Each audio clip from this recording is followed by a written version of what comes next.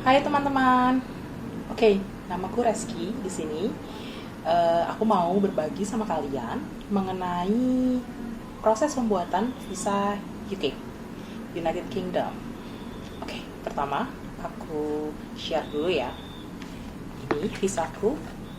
Yeay, I got it. So, ada beberapa persyaratan yang kita butuhin untuk proses pembuatan visa UK. Yang pertama adalah paspor. Paspor. Dan ini kalian scan paspor lama dan paspor baru. Segala histori perjalanan yang ada di sana itu kalian scan. Lalu jangan lupa juga ditulis ulang. Seperti ini contohnya. Di situ kalian tulis dari mulai kalian tanggal pergi, tanggal masuk ke Indo balik, lalu negaranya mana aja, itu harus lengkap ya. Dan itu penting banget. Kalau aku ada 2 paspor, jadi aku tulis sampai 2 kali, 2 lembar. Dan itu di scan dari mulai bagian depan, bagian ini, dan bagian semua histori perjalanannya. Cap-capnya itu yang penting. Dan saranku sebelum kalian apply visa UK ini, kalian harus sudah punya riwayat perjalanan. Itu penting ya, karena kayaknya nggak hanya visa UK, visa lain seperti visa US sekalipun itu riwayat perjalanan itu penting, yang mana pihak embassy supaya paham bahwa kalian itu mau ke UK ini memang untuk jalan-jalan gitu kan. Oke, selanjutnya setelah paspor adalah KTP. KTP di sini kalian harus dibuat dalam bahasa Inggris, yang mana itu pakai sworn translator. Sworn translator itu aku nanti akan tulis di sini untuk kontaknya. Waktu itu aku cari di Google dan orangnya baik banget, helpful. Per lembarnya aku lupa, mungkin 50.000 apa 100.000, aku lupa, memang mahal. Dan tapi tetap kita bisa pakai untuk lama kok, selamanya gitu kan. Kalian nggak bisa translate sendiri gitu, itu nggak bisa, jadi memang harus pakai sworn translator dan dicap oleh sworn translator itu gitu kan. Lalu yang ketiga dan yang keempat adalah KK dan akta lahir, yang mana sama seperti KTP harus diubah ke bahasa Inggris dengan sworn translator. Lalu selanjutnya yang kelima adalah mengenai domisili kalian tinggal. Jadi begini, kalau di contohku sendiri, KTP ku itu adalah KTP kota daerah Jawa Timur, sedangkan aku tinggal dan bekerja di daerah Semarang. Jadi seperti ini contohnya. Aku tulis jelas alamat kosku dan juga nomor telepon landlord, yaitu bapak kos ya. Dan kalau bisa lebih lengkapnya kalian foto segala sisi dari mulai depan kos ini, depan kos dan isi dalam kamar kalian, lalu bagian dapur dan lain-lain. Lebih baik juga jika kalian ada semacam surat perjanjian dengan landlord, surat sewa menyewa gitu. Tapi kalau aku nggak ada sih, jadi aku nggak cantumkan. Tapi itu penting. Jadi supaya pihak embassy itu paham, oh ini kok KTP-nya berbeda dengan tempat tinggal, ini kayak gimana gitu kan. Jadi menjelaskan itu aja.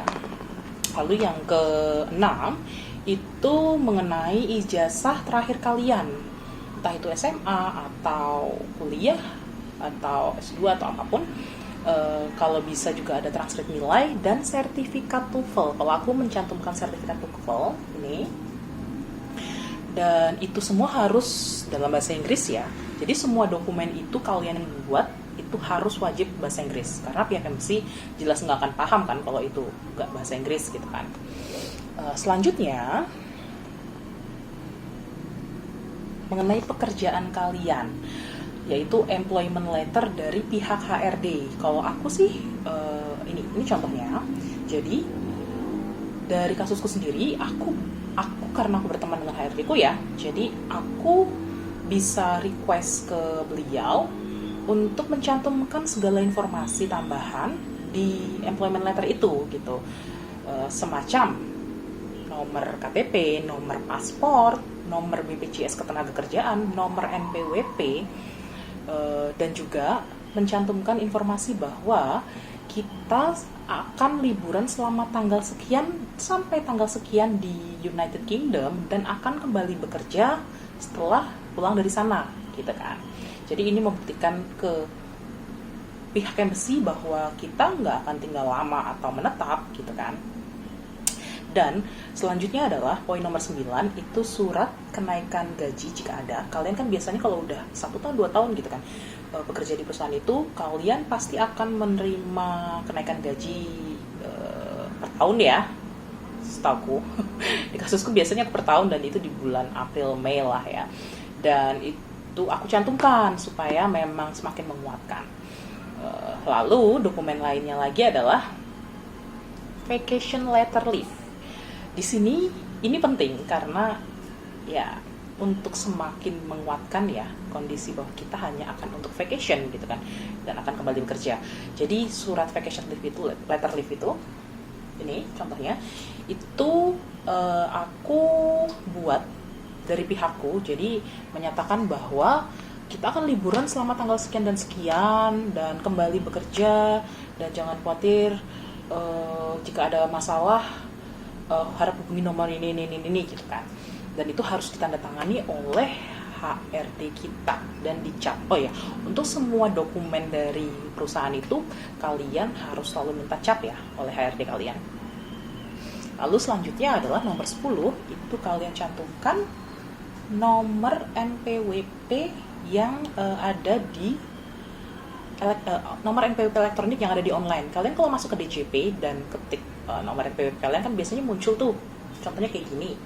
Nah itu kalian cantumkan juga supaya lebih menguatkan. Dan juga yang selanjutnya adalah nomor BPJSTK elektronik. Dan di situ biasanya ada informasi saldo kan ya untuk BPJS Ketenagakerjaan, dan itu wajib dicantumkan juga. Selanjutnya yang nggak kalah penting itu slip gaji dari perusahaan. Kalau aku sendiri, aku request ke HRD ku untuk 6 bulan slip gaji, dan itu harus dicap stempel perusahaan. Dan juga selanjutnya ini yang gak kalah penting. Jadi oke, dari pihak embassy kan pasti penasaran kan apakah perusahaan kita itu nyata atau buatan gitu kan. Jadi aku untuk semakin lebih bikin percaya yang sana, contohnya aku bikin scan-scanan profil perusahaanku, dari mulai nama perusahaan, lalu alamat perusahaan, nomor telepon perusahaan, dan juga foto-foto dari mulai gerbang depan perusahaan sampai lobby, ruang meeting, dan ruanganku juga, ruangan kerjaku. Dan karena ini aku kerja di pabrik ya sebagai finance, jadi aku foto tuh para pekerjanya di ruangan produksinya. Jadi supaya menguatkan ke pihak embassy bahwa ini loh perusahaanku itu nyata gitu loh, ada. Selanjutnya adalah surat keterangan dari bank. Surat keterangan dari bank ini minta request ke pihak banknya, nanti kalian akan diminta bayar berapa ya? 50.000 kayaknya. Aku lupa. Jadi minta di situ ditulis keterangan selain total amount di rekening kalian, itu juga menyatakan bahwa surat ini adalah untuk keperluan pihak UK Embassy gitu, demi pembuatan visa turis UK gitu ya. Selanjutnya kalian cantumkan adalah yang bakal penting, rekening koran. Jadi kalau rekening koran sendiri kan banyak nih saran-saran dari teman-teman traveling yang lain bahwa oh kalian harus 6 bulan terakhir nih rekening koran, atau berapa bulan terakhir gitu, 5 bulan terakhir. Dan untuk kasusku sendiri sebenarnya aku cuma naruh 2,5 bulan terakhir. Iya salah sih, tapi memang waktu itu aku agak buru-buru, jadi memang nggak nyampe 3 bulan bahkan. Tapi untuk amannya kalian lebih baik lebih baik 3 bulan terakhir minimal. Dan nah begini, sebenarnya ini yang agak tricky karena banyak yang bilang bahwa dana mengendap di rekening itu harus 100 juta atau harus 150 juta ke atas atau berapa gitu. Sebetulnya menurutku sih itu bukan tujuannya, bukan banyaknya uang yang kita punya di rekening, tapi lebih ke transaksinya, apakah itu rekening aktif atau tidak, itu yang penting. Jadi kalau bisa kalian pakai rekening yang memang ada dana masuk gaji kalian yang aktif setiap bulan dan dana keluar untuk keperluan kebutuhan sehari-hari gitu. Jadi pihak embassy paham, oh ini cash flow-nya memang benar, ini nggak ada dana yang tiba-tiba masuk. Nah itu, kalian jangan pernah sekalipun print rekening koran yang tiba-tiba ada dana besar masuk 50 juta atau 20 juta gitu, itu jangan. Kalau memang kalian rekeningnya sekarang belum ada banyak, kalian segera pinjam atau nggak ngerti deh pinjam mana gitu, masukin, lalu setelah itu kalian print di tanggal setelah kalian masukin dana gitu. Jadi mungkin baru bisa apply untuk visa 3 bulan setelah kalian masukin dana itu gitu kan. Kalau untuk kasusku sendiri sebenarnya aku hanya punya dana itu 52 juta, nggak banyak ya, tapi transaksiku itu banyak gitu. Jadi mulai aku beli hal-hal sepele, bahkan beli es teh, beli Indomaret, aku selalu transaksi pakai QRIS kan. Jadi kelihatan tuh dana aktif keluar untuk membayar ini, membayar itu, atau bahkan ketika kalian, saranku, ketika kalian mau transfer, kalau kalian mau transfer kemana gitu untuk pembayaran, itu harus selalu ditulis kayak judulnya gitu, labelnya. Contoh payment for hair treatment gitu. Itu saranku sih. Jadi untuk rekening koran ini sangat tricky, nggak harus ratusan juta untuk nominal di dalamnya, tapi paling tidak itu kamu punya pemasukan aktif setiap bulannya. Dan kalau perlu tulis aja di situ di atasnya bahwa payment for salary got on date sekian gitu, supaya mereka juga paham, oh ini pemasukan uang ini bukan aneh-aneh, tapi memang dari gaji gitu kan. Oke, selanjutnya sertifikat vaksin itu penting supaya dari pihak embassy juga paham bahwa kita memang sudah sehat, dan karena kasus COVID kemarin ya, jadi kita sudah dapat vaksin. Kita bisa cek di aplikasi di HP, kalau nggak salah namanya Satu Sehat, itu kalian bisa download sertifikat vaksin di situ. Dan harus yang international ya, harus yang international version ya, di download lalu dicantumkan dalam requirement. Selanjutnya nomor 17 adalah ini ada yang bilang nomor 17 ada informasi aset.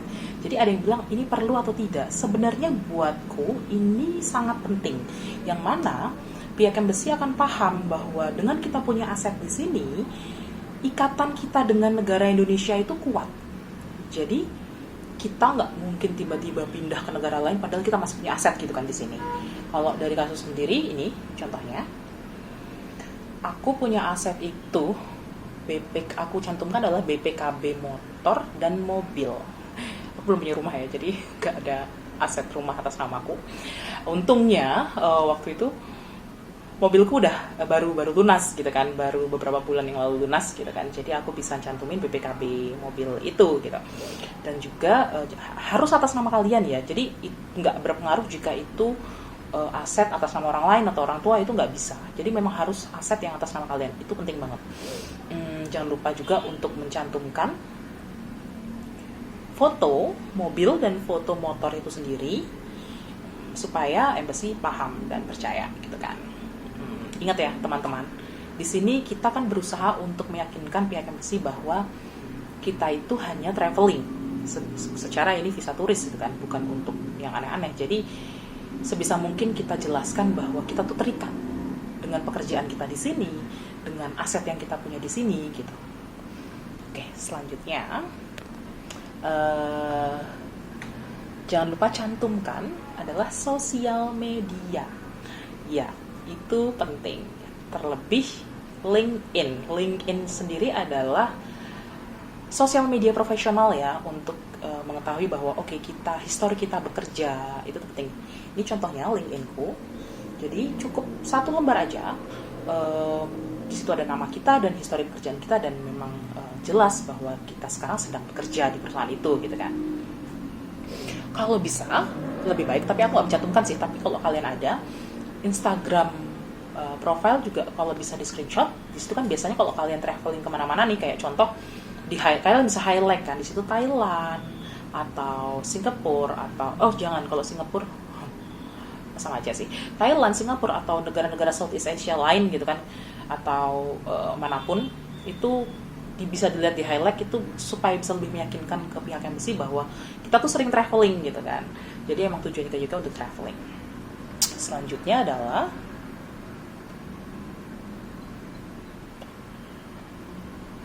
yang nomor 20, sertakan informasi bahwa kita pernah di-reject visa apa saja. Jadi aku pernah dengar dari temanku, kamu kalau seandainya memang pernah di-reject visa A, B, C, nggak apa-apa, dicantumkan aja supaya pihak embassy itu paham dan bahwa kamu itu jujur, kamu tidak menutupi apa-apa gitu. Jadi ini, aku pernah apply visa US BTW, dan itu di-reject 4 kali. Sedih ya, iya. Nanti aku akan cerita di konten lainnya. Jadi aku memutuskan untuk inform itu gitu kan, supaya pihak embassy UK paham bahwa ini loh, aku pernah di-reject visa apa saja gitu. Selanjutnya yang gak kalah penting itu adalah itinerary selama kalian di sana. Itu wajib supaya pihak embassy paham bahwa kita itu traveling mau kemana aja, dan lokasinya mana aja, activity-nya apa saja. Ini contohnya untuk itinerary-ku. Aku rencanakan mau ke 4 kota ya, ke London, Liverpool, Glasgow, or Edinburgh, atau di Belfast. Jadi 4 kota itu aku cantumkan. Untuk transportasinya memakai apa saja itu penting. Jadi kalau kalian ada mau tanya, nggak apa-apa, tanya aku aja, bisa nanti di kolom komentar ya. Lalu ini semua adalah dokumen wajib menurutku ya, yang mana aku bisa di-approve berkat dokumen-dokumen lengkap ini. Jadi saranku ketika kalian mau selain ini, seandainya ada tambahan lain gitu yang kalian mikir, aku tambahin informasi apa gitu, gak apa-apa, tambahin aja. Karena gini, enaknya visa turis UK ini adalah informasi dokumen kalian itu akan diakses oleh pihak sana, dan poin-poin ini akan menjadi penentu kalian itu berhak untuk dapat visa turis apa enggak gitu. Seperti yang aku tadi saranin, ketika pas paspor, kalau bisa kalian tadi aku saran nggak ya? Pokoknya intinya untuk paspor, aku sarankan kalian harusnya jalan-jalan ke negara-negara tetangga dulu. Jadi kalian punya histori perjalanan supaya lebih menguatkan bahwa kalian tuh suka traveling gitu. Kalau untuk kasus visa lain nggak enaknya tuh, contoh kasus visa US. Visa US kalian bahkan dokumennya tuh nggak di-access sama sekali. Itu semua based on interview verbal ketika hari H di embassy gitu. Dan keputusannya pun langsung saklek gitu saat itu juga, di approve atau di reject. Kalau UK ini bersyukurnya adalah pihak embassy itu mau gitu untuk effort ngakses kondisi kita, bahwa kita itu layak atau tidak untuk jalan-jalan di sana gitu. Jadi semangat buat semua teman-teman yang lagi mau apply. Aku yakin pasti kalian deg-degan, tapi percaya aja, asal dokumen kalian itu asli semuanya dan valid, aku pikir nggak ada hambatan gitu. Oh ya, Setelah requirement ini kalian kumpulin, jangan lupa kalian masuk ke link ini. Ini adalah link www.gov.uk. Ini itu kalian bikin account di sana. Setelah bikin account, nanti kalian isi data diri di webnya, dan juga ada pilihan untuk upload dokumen nanti. Masuk lagi ke webnya VFS, yang mana itu ya ketiga ya, VFS ya. Dan itu ada pilihan untuk upload dokumen di situ. Semua dokumen yang tadi aku sebutin itu diupload di situ. Dan saranku lebih baik upload mandiri, karena kalau seandainya minta tolong VFS untuk uploadin, itu akan bayar lagi. Dan kalau nggak salah sekitar 200.000, kan lumayan ya. Lalu untuk biaya visanya sendiri itu segini, dan harus pakai kartu kredit ya. Kalian harus punya kartu kredit untuk membayarnya. Pinjam teman aja juga bisa sih sebenarnya. Lalu untuk informasi, berapa lama sih aku waktu itu di approve. Jadi aku itu submit di web itu tanggal 28 September. Lalu ketika masuk ke VFS web untuk bikin janji temu, aku dapat janji temu itu sekitar 2 Oktober, dan agak lama ternyata dapat email. Jadi kalian nanti akan tulis alamat email tuh di situ. Jadi agak lama masuknya ke Embassy UK itu sekitar 6 hari baru dikirim dokumennya. Jadi tanggal 8 Oktober itu aku dapat notifikasi email bahwa dokumenku sudah akan mulai di-assess oleh Embassy UK. Dan setelah itu deg-degan lama banget gitu kan, sampai akhirnya tanggal 24 Oktober itu aku dapat email lagi bahwa VFS sudah menerima dokumenku dari Embassy UK dan akan mengirim ke kotaku. Oke, jadi begini, ada 2 pilihan ketika VFS sudah selesai untuk visanya di-assess oleh UK Embassy, itu diambil atau dikirim. Karena aku di Semarang ya, dan VFS ku di Jakarta kan, di Kuningan, jadi aku pakai opsi kirim, yang mana itu mahal, 170.000 kalau nggak salah, pakai SCP kurir. Nyampe nya juga sekitar 3 hari. Nanti bisa di tracking untuk pengiriman dokumennya udah sampai mana aja. Jadi ya itu, begitu semuanya selesai, kita baru bisa tahu apakah kita diterima atau tidak itu ketika kita buka paspor. Jadi lumayan deg-degan, bukan lumayan deg-degan lagi, aku deg-degan banget. Dan berapa hari ya waktu itu, total itu sekitar 22 hari dari mulai aku apply di web gitu ya.